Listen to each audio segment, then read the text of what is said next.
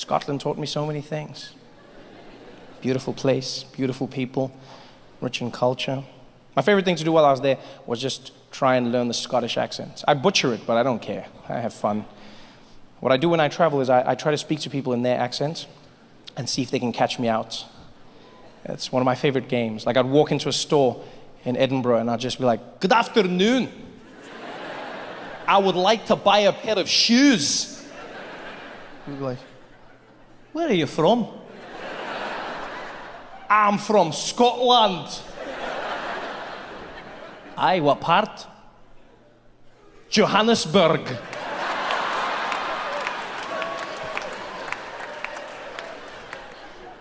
I love it though. I love accents not just because they sound fun and it's an interesting thing to do. I love accents because I'm always impressed by how much power they have over us, over our minds.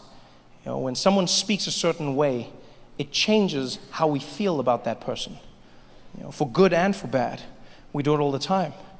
You see some people in the streets, they speak to you, you think of them a different way. You see world leaders, they speak a certain way, you think of them a different way. Barack Obama, one of the greatest examples of that. Everything about Barack. Barack Obama was by far the coolest president that has ever existed. Just everything about the man, That confidence, the smile, the swag. When you notice Barack, I would notice it in the small things. Like when he'd step out of Air Force One. He did it like no other president in the world. Normally presidents step out of their airplane in like a frumpy manner, there's no class or skill, just like come out. But Barack, he wouldn't step out, he'd emerge. He'd emerge like he was stepping out of the plane and into a music video. He'd just do that thing where he'd come out.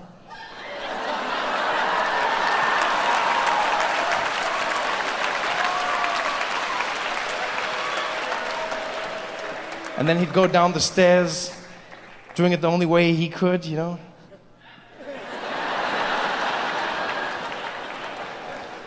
way he descended, it almost looked like every time he hit the ground, he was just gonna go into verse 1, Just straight in, just like, "Girl, I wanna take you there, give you my Obamacare."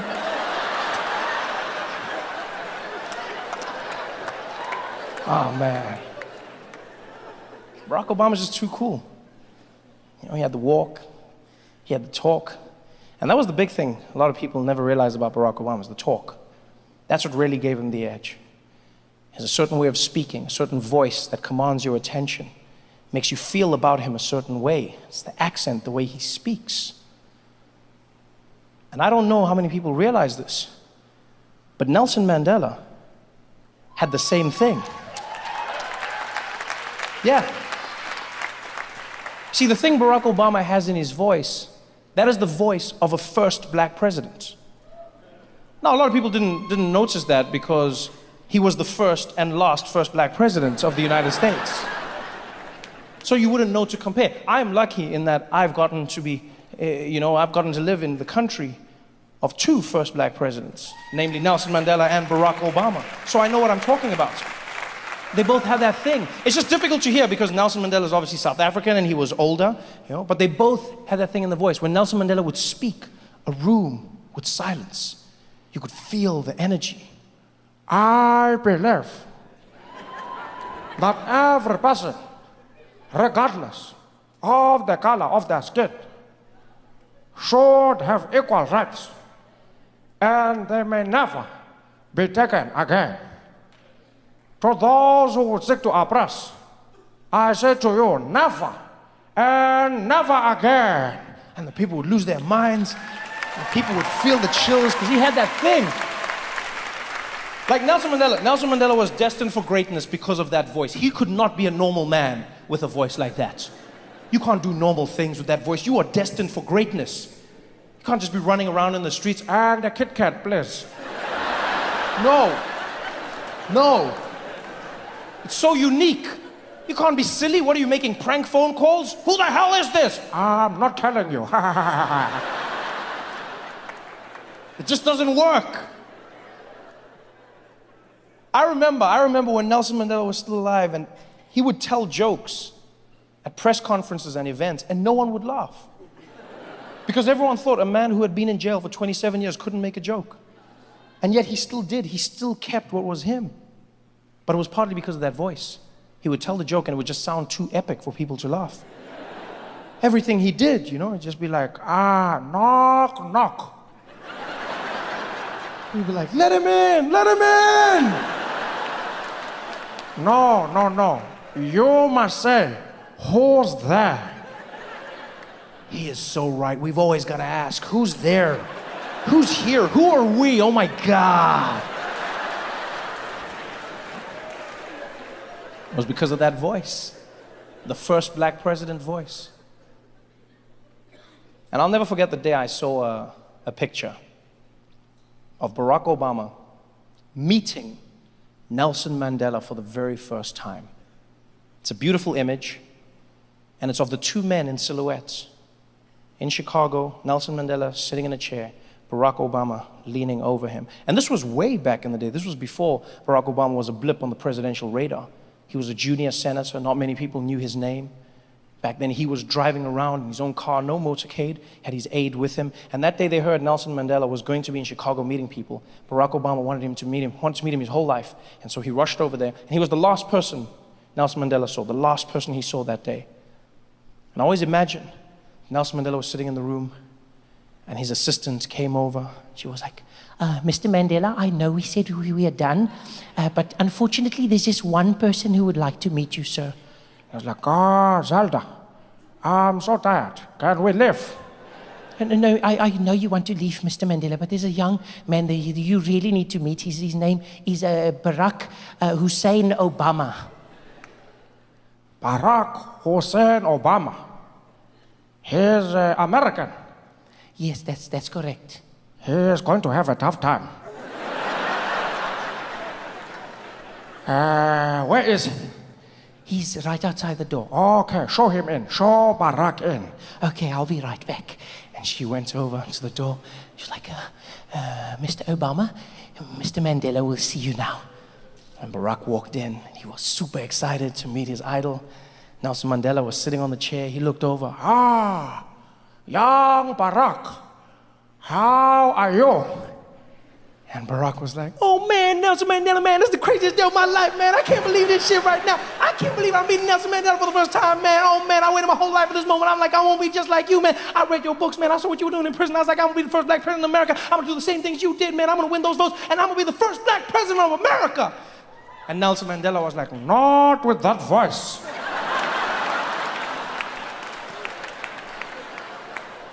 You will scare the white people. oh man, Nelson Mandela, this is the greatest day of my life, man. Oh, I don't even understand how you know, man, I just want to know from you, how do I do it? How do I do what you did? How do I become the first black president? Well, first things first, we need to change that voice. You don't sound like you are going to lead anything. I don't know what you mean, man. I don't know what you mean. You are speaking so fast. Slow it down.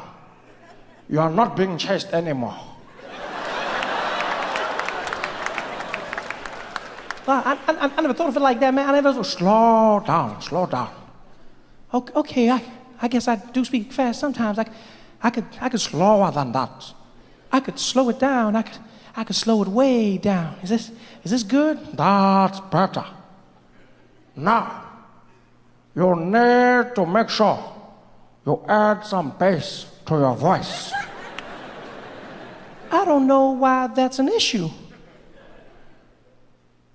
Imagine if I spoke like this.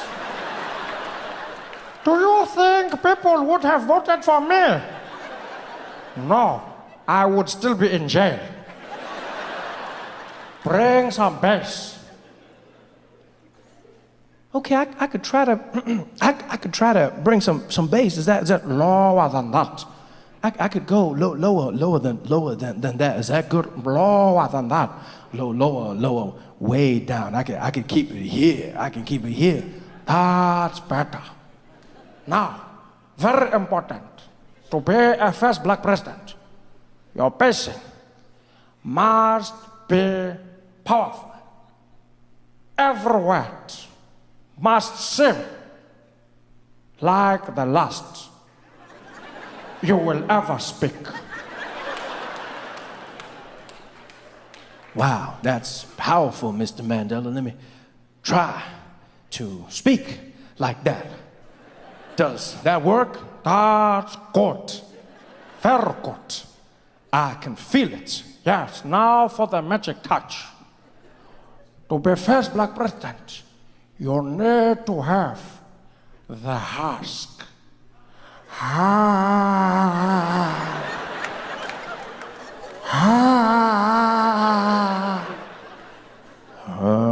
No more husky.